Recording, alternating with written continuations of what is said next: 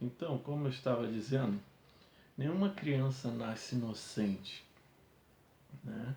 Na verdade, a criança nasce inconsciente, porque todos nós sabemos, né, depois da queda de Adão, todo ser humano que é filho dele nasce maculado, né, pela a semente do pecado. Então, o termo correto para nos referirmos à criança é que elas nascem inconscientes da sua própria pecaminosidade e não inocentes. O homem, após ser expulso do Éden, após sua queda no Éden, ele perde a sua inocência, finda ali a era da inocência. Então, vem a segunda era, que é a era da consciência.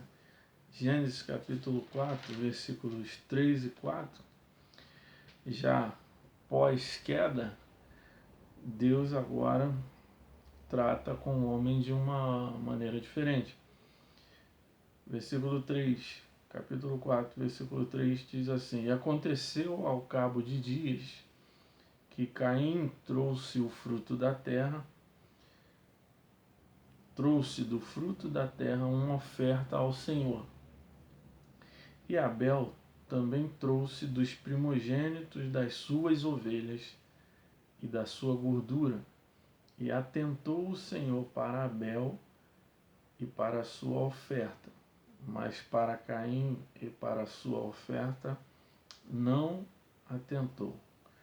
Então, a questão aqui, já numa nova era, vamos dizer assim, a questão aqui é que Deus havia estabelecido uma forma de se ofertar. Quando? Quando o homem caiu, você deve se lembrar que versículos antes, Deus sacrifica, né, pelo menos 2 animais ali para cobrir, né, para fazer vestimentas para o primeiro casal, Adão e Eva. E, obviamente, aqueles animais foram sacrificados, ou seja, eles tiveram que morrer para que o pecado, por assim dizer, de Adão e Eva pudessem ser cobertos. Então, ali estava estabelecido um princípio da parte de Deus, uma forma de se ofertar, né? Que forma era essa?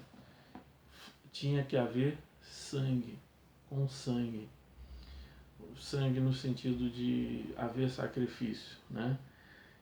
Além disso, Abel obedeceu, honrando ao Senhor com uma oferta perfeita dentre os primogênitos, nós lemos aqui.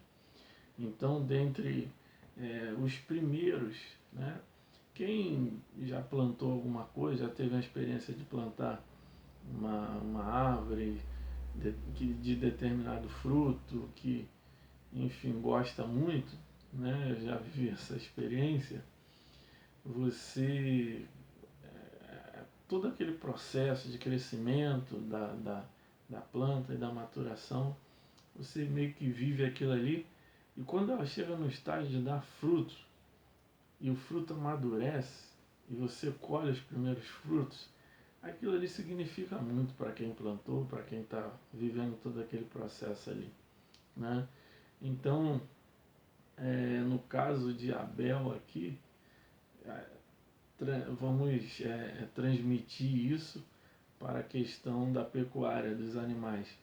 Então, você imagina ali os primogênitos, as primeiras crias, né, do rebanho dele, ele separa ali, dentre as primeiras crias, ou seja, antes dele pensar em si, ele separa algo ali especial, perfeito, né, no sentido de um melhor que saiu ali para o Senhor.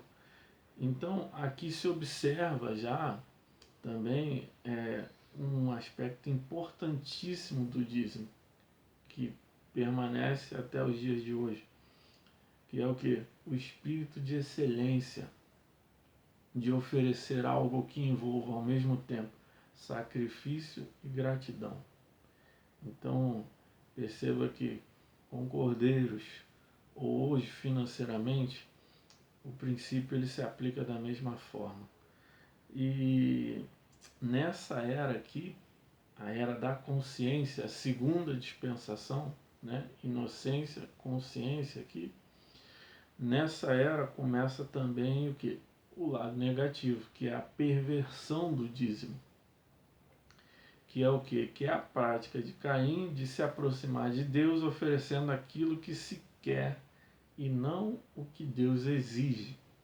Né? Caim, ele chega ali diante de Deus oferecendo aquilo que ele quis. Né? A grande questão é essa.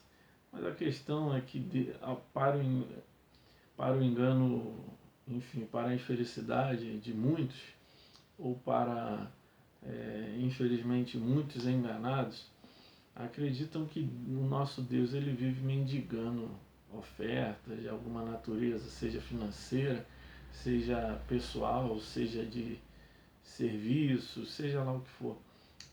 O nosso Deus ele não mendiga isso. Na verdade, os privilegiados somos nós. O ser humano que é o privilegiado por poder se relacionar com Deus. Né?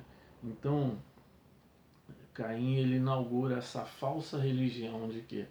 De chegar a Deus oferecendo aquilo que eu quero, aquilo que é conveniente para mim e não o que Deus havia exigido ao estabelecer o sacrifício como uma forma de oferta, digamos assim, ideal que ele passaria a receber ao sacrificar os primeiros animais e tanto que Abel seguiu o exemplo que certamente Adão ensinou para os dois. Né? E aí Abel obedeceu e Caim não. Abel foi aprovado por Deus e Caim não. A oferta, diga-se de passagem. Deus ainda dá oportunidade para Caim dizendo, olha, se você fizer o bem, ou seja, se você cumprir o princípio, se você fizer aquilo que seu pai te ensinou, que eu ensinei para ele, se você me obedecer no princípio, certamente você vai ser aceito. Ou seja, eu não tenho nada contra você. A questão é que a sua oferta não estava em consonância com as minhas exigências. Porque isso precisa ficar muito claro. Quem define a qualidade, a forma, o tipo da oferta, não é quem vai dar, é quem recebe. Então, embora a gente use essa expressão, dá liberalmente, mas dá liberalmente, dá espontaneamente, voluntariamente, ok, mas cabe a nós procurarmos saber aquilo que agrada ao nosso Deus, o que ele aceita receber. Do mesmo jeito que você vai dar um presente a alguém, você procura saber o que aquela pessoa gosta, porque você pode dar algo de valor financeiro muito dispendioso, muito caro, mas que para a pessoa talvez não signifique absolutamente nada. Então, da mesma forma, em relação àquilo que se oferece no altar do Senhor. Passada essa dispensação, né, eu estou usando um exemplo, né, de cada um, nós temos a terceira era, a era do governo humano. Pós-dilúvio, Deus agora, capítulo 9 de Gênesis, depois do dilúvio, veja o que Deus diz, capítulo 9, versículo 1, diz assim, e abençoou Deus a Noé e aos seus filhos e disse-lhes, frutificai e multiplicai-vos, e enchei a terra, e o temor de vós e o pavor de vós virão sobre todo animal da terra e sobre toda a ave dos céus. Tudo o que se move sobre a terra e todos os peixes do mar, nas vossas mãos são entregues.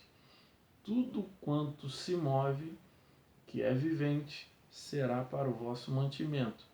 Tudo eu vos tenho dado como a erva verde. Não sei se você sabe, mas até esse momento aqui, a dieta do ser humano era herbívora. Né? O homem só comia frutos e plantas. Ele não ingeria carne. Né? E aqui Deus autoriza Noé e fala para ele, olha, da mesma forma que eu havia te dado as plantas, as frutas, os frutos, agora também eu te dou autoridade para você comer os animais, as aves, etc. E aí, olha só, como que uma reedição lá do Éden, que Deus falou isso para Adão e Eva, né? Frutificai-vos e multiplicai-vos e enchei a terra. Deus, né? Que fala agora para Noé e para a família dele ali, fala, olha, frutificai, multiplicai-vos, enchei a terra. Até porque só haviam ficado eles, 8 pessoas, né? Então, e Deus dá um nível de governo para o ser humano aqui nesse momento. Se a gente avançasse aqui, a gente ia ver que Deus vai tratar da questão do homicídio, né? É importante lembrar, então Deus já fala aqui sobre a questão do derramamento de sangue, do assassinato, né? Proibindo esse tipo de coisa e, e inclusive prevendo pena caso alguém cometesse um desses pecados. Agora, perceba o seguinte, se lembre do seguinte, aqui não existe lei, não existe Moisés, não existe o mandamento não matarás escrito nas tábuas de pedra, não existe. Mas perceba que já era um princípio de Deus, a vida é sagrada. Por isso Caim já havia cometido o primeiro homicídio, quebrando o princípio de Deus, transgredindo, né? E aí, depois daquilo, a terra, os homens perversos, aquela coisa toda, por isso Deus manda o dilúvio. E aqui Deus fala para Noé, olha, não, não aceito isso. Ou seja, Deus revela para ele agora um nível da revelação, se você perceber, se vocês perceberem, ela vai aumentando também. Então, à medida que as dispensações foram transcorrendo, a revelação vai aumentando, Deus vai descortinando um pouco mais, né, para que o homem possa entender melhor quem ele é e do que ele se agrada e como, né, se relacionar com ele e ser aprovado aos olhos dele. Então aqui, esse texto é um exemplo para nós da terceira dispensação no período que a gente chama de a era do governo humano, ou a dispensação do governo humano. E aí perceba, mais uma vez, tudo foi entregue para o homem, tal qual lá no Éden. E aí acontece algo interessante, aqui no capítulo 8, no versículo 20. Olha só.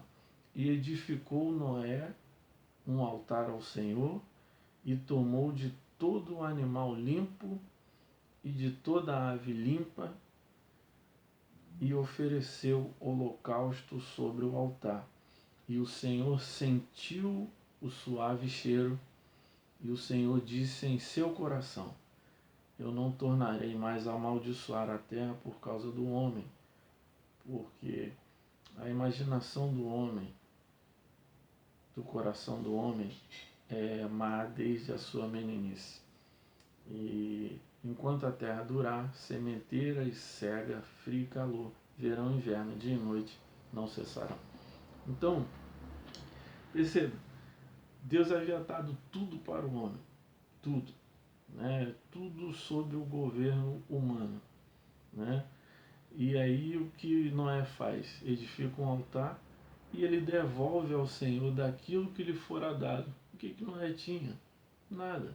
Ele saiu da arca, aqueles animais todos ali, Deus tinha enviado para a arca. E aí Deus fala agora, ó, tudo é seu. Isso tudo aí é seu, pertence a vocês, aos seres humanos. Eu dou autoridade, eu dou o governo sobre a criação ou sobre a natureza para vocês, né? E aí o que Noé faz? Daquilo que Deus tinha dado para ele, Noé devolve uma parte em forma de sacrifício, de oferta ao Senhor. Ele edifica um altar ao Senhor e oferece ali, né, ali alguns animais como oferta e sacrifício ao Senhor. Observe, o mesmo padrão dentro de um todo que foi dado por Deus, Noé tira algo e consagra a Deus, devolve, oferece para Deus. o mesmo padrão, porque é o mesmo princípio que está operando, né? Ainda que de uma forma diferente. O que se chama isso? Dízimo, né? Ou, independentemente do nome, o princípio está presente. Noé está o quê? Ergueu um altar em honra, em reconhecimento, em gratidão ao Deus Criador dele e provedor, aquele que deu tudo aquilo para ele. Então, esse é o princípio do dízimo. E aí segue em frente. E aí nós passamos à quarta era, a quarta dispensação, que é a era da promessa, né? Justamente quando o pai da fé, Abraão, ele, após ele ser chamado por Deus. Capítulo 14 de Gênesis, ele é chamado no capítulo 12, né? E aí já se inaugura uma nova dispensação chamada Era da Promessa, ou Dispensação da Promessa, que é a quarta na história da humanidade. E aí, capítulo 14, versículo 18, diz assim, o episódio aqui é uma guerra, né, entre 4 reis contra 5, e aí os vitoriosos lá, eles levam, né, os moradores de Sodoma como cativos, e o sobrinho de Abraão, Ló, estava lá, morava naquela cidade e foi levado cativo. Então Abraão vai lá resgatar o seu sobrinho, né? E ele consegue uma vitória milagrosa, vamos dizer assim, e volta com os despojos, que era algo natural, né? Quem vencia a guerra tinha direito ao despojo, e ele está retornando com aqueles homens que foram naquela empreitada com ele. E aí acontece algo interessante. Veja só, capítulo 14, versículo 18. E Melquisedeque, rei de Salém, trouxe pão e vinho, e era este sacerdote do Deus Altíssimo, e abençoou-o, e disse, bendito seja Abraão pelo Deus Altíssimo, o possuidor dos céus e da terra, e bendito seja o Deus Altíssimo, que entregou os teus inimigos nas tuas mãos.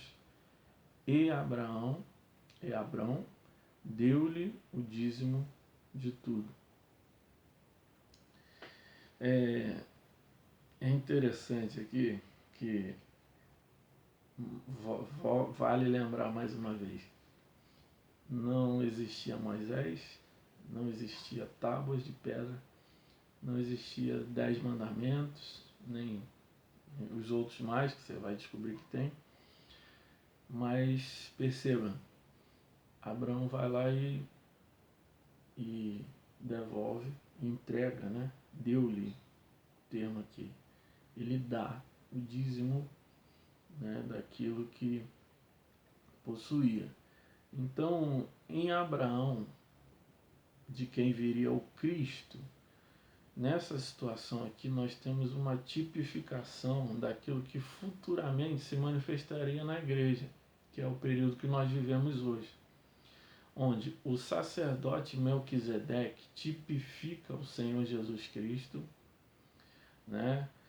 Ele traz pão e vinho, né? Já lembrou aí a ceia do Senhor, e ele abençoa Abraão, que podemos dizer tipifica a igreja, né? Por assim dizer. E Abraão lhe entrega o dízimo de tudo, observe. Abraão deu-lhe o dízimo de tudo, e não apenas do que ele havia ganhado na guerra. Não fala assim, lhe deu o dízimo do despojo, lhe deu o dízimo de tudo, né? Então, Jacó, lá na frente, no capítulo 28 de Gênesis também, Jacó, você sabe, é o neto de Abraão, né?